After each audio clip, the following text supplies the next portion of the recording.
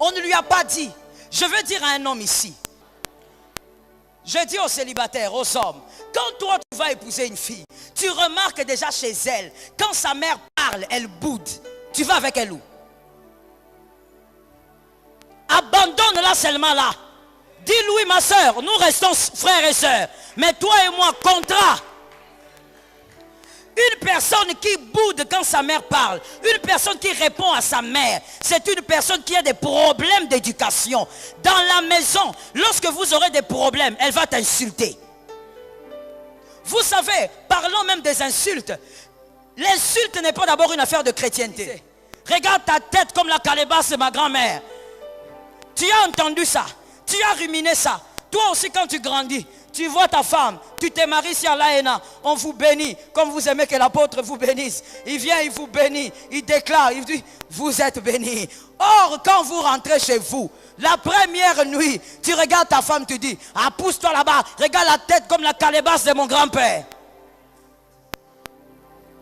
Et puis il y a une chose que je ne comprends pas, vous allez peut-être m'aider à comprendre ce soir. Pourquoi il y a des gens, lorsqu'on pose des questions, ces personnes répondent par des questions? C'est une chose qui ne se fait pas. Lorsqu'il veut parler avec son mari, elle blesse. On va lui poser la question, mais pourquoi tu as fait ça? J'ai fait quoi? Ce que j'ai fait là, c'est comme ton grand-père. Mais je t'ai posé une autre question. D'où vient les grands-pères? Et je vais te révéler quelque chose à retenir pour la vie. Des personnes, il y a même un homme qui disait, moi je n'aime pas causer avec ma femme. Non, non, j'évite des problèmes. Quand je ne cause pas avec elle, je suis en paix. Si je cause avec elle, nous allons nous disputer. Mais pourquoi? Parce qu'elle me blesse. Une femme qui a vu sa mère en train de blesser son père à longueur de journée ne fera que blesser son mari. Il y a certains couples déjà qui ne causent pas, déjà qui ne dialoguent pas. Mais quand ils veulent commencer, la femme blesse, l'homme blesse. Le premier élément que les sorciers utilisent pour que le dialogue soit vraiment brisé et que cela soit maintenu, ils utilisent les paroles méchantes et les paroles blessantes.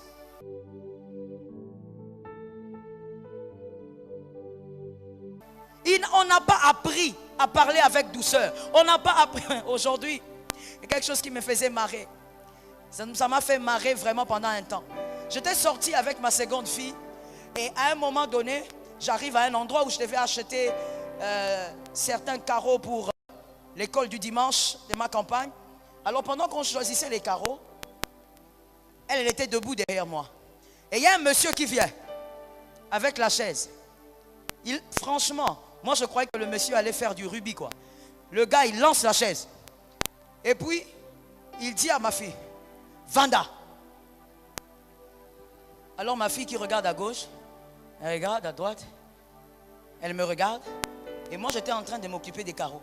Et le gars qui vient encore, Vanda. Déjà qu'elle a du mal à comprendre un peu le lingala. Alors elle me regarde. Moi je lui dis, chérie, si tu es fatiguée, assieds-toi. Et puis il dit, non, ça va. Je dis, non, assieds-toi, chérie, assieds-toi. Comme monsieur t'a amené une chaise, assieds-toi. Et puis elle s'est mise. Et en sortant maintenant, elle me dit, maman, c'est quoi cet homme? Tu es sûr qu'il allait bien? Je dis, il allait bien, qu'est-ce que tu crois? Il allait bien seulement, c'est comme ça là qu'il est. C'est son ça même. Son être entier là, c'est ça. Il m'a dit, ah, maman, mais pourquoi il gueulait sur moi? Je dis, il gueulait pas, il te donnait la chaise. Donc, problème d'éducation, tu n'arrives pas à comprendre qu'on ne donne pas quelqu'un la chaise avec violence. Hein? Tu me le donnes, donne-le-moi avec tranquillité. Tout au long de la route, elle ne faisait que dire, non, non, maman, ce monsieur-là, moi, je crois qu'il n'allait pas bien. Peut-être qu'il n'était pas content de nous voir. Moi, je dis, maman, toi, tu n'as pas encore compris. C'est même ça, là. Tu vois, Congolais, là, c'est même ça. C'est-à-dire que des fois, il y a des gens qui sont blessants, qui sont méchants, par éducation. Les sorciers veulent vous garder dans la distance. Et pour ça, pour bien tuer le dialogue, voici quelques éléments primordiaux pour les sorciers qu'ils doivent absolument maintenir dans le foyer. Ce sont des éléments importants pour les sorciers. Ils veillent sur ça.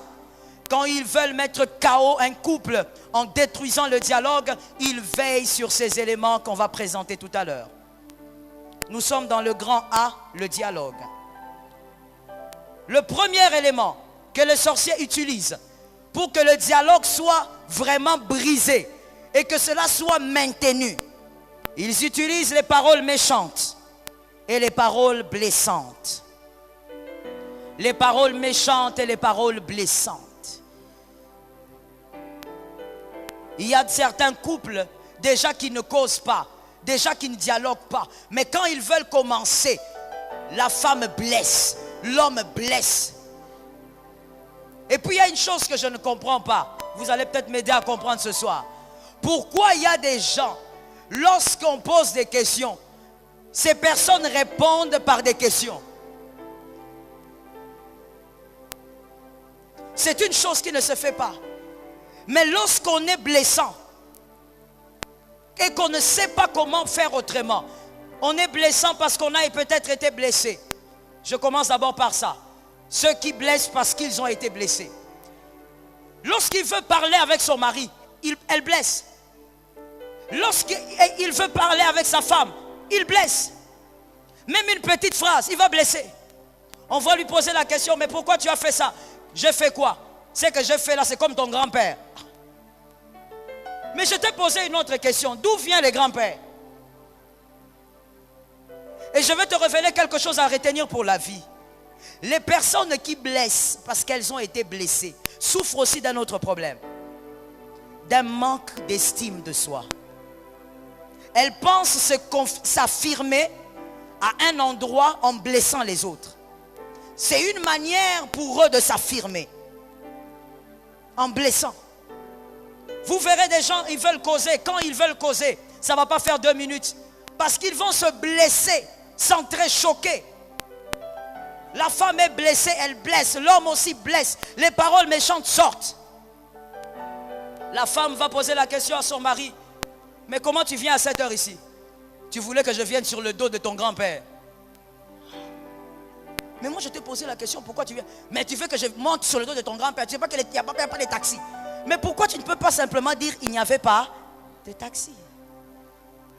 Il y a des gens qui sont habitués à parler en blessant. Si tu es là ce soir, jeune homme, jeune fille, que l'Éternel te délivre par la parole.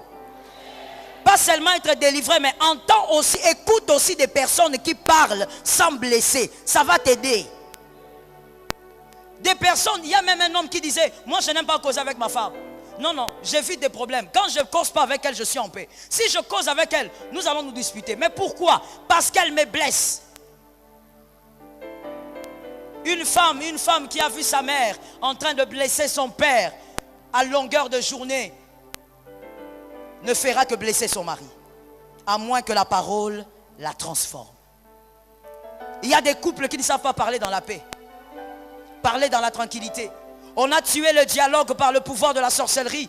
Mais il y a maintenant les paroles méchantes et blessantes qui demeurent.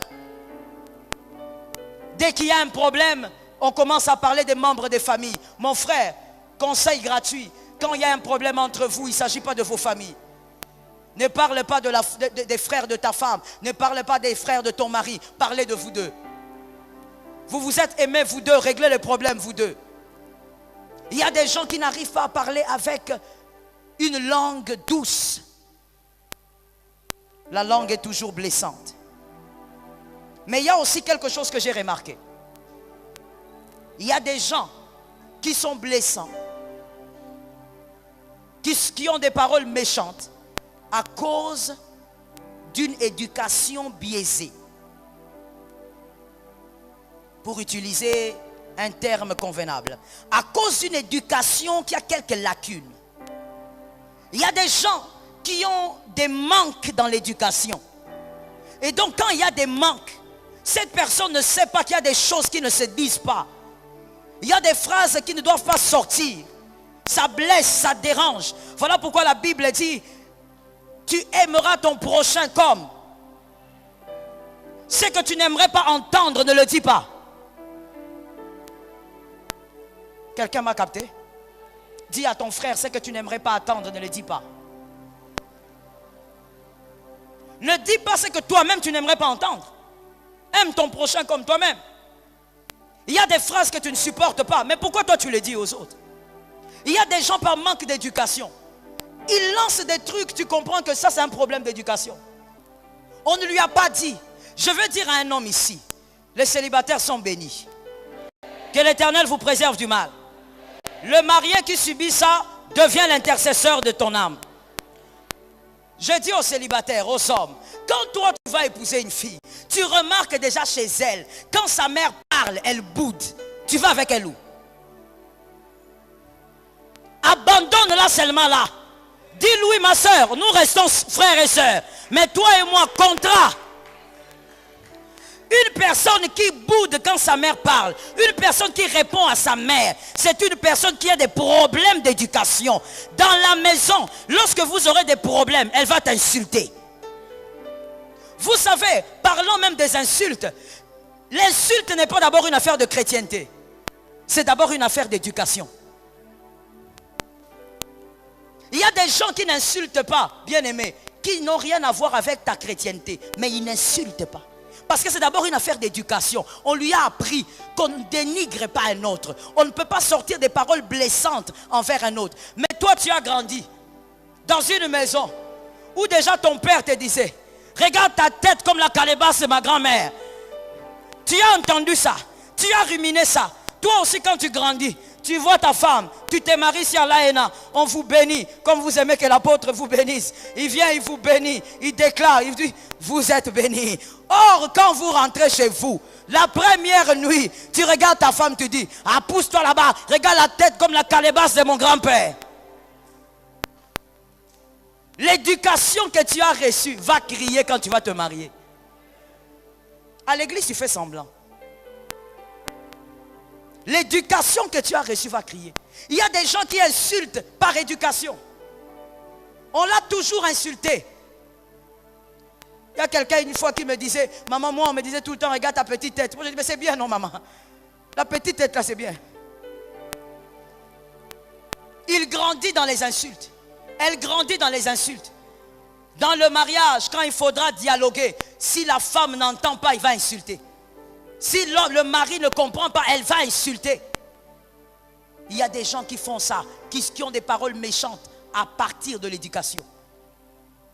Voilà pourquoi je dis à quelqu'un ce soir, et bénis ton enfant, et bénis ton fils, et bénis ta fille. Parce que toi, au moins en écoutant la parole, tu vas comprendre que dans ton éducation, il y a des tris à faire. Dans ton éducation, il y a des choses à enlever. La parole de Dieu doit remplacer certaines choses dans ton éducation. Est-ce que quelqu'un dit, quelqu'un entend? Lorsque vous parlez avec votre mari, respectez votre mari. Ne le blessez pas. J'aimerais aussi ouvrir une autre parenthèse ici. Permettez-moi de le faire. Voilà pourquoi moi je n'aime pas les extrêmes. Moi je préfère, dans la plupart des cas, rester dans l'équilibre. Il y a quelque chose qu'on a voulu bannir, d'ailleurs qu'on est en train de bannir dans le monde d'aujourd'hui. Écoute-moi très bien s'il te plaît, c'est important. Il y a quelque chose qu'on essaye de bannir parce que les autres sont allés à l'extrême. Pour ceux qui aimeraient savoir ce que maman aimerait dire de si important, cliquez sur la vidéo qui s'affiche à votre gauche. N'oubliez pas le bouton j'aime. Vous êtes bénis. Mettez en pratique les conseils de la servante de Dieu.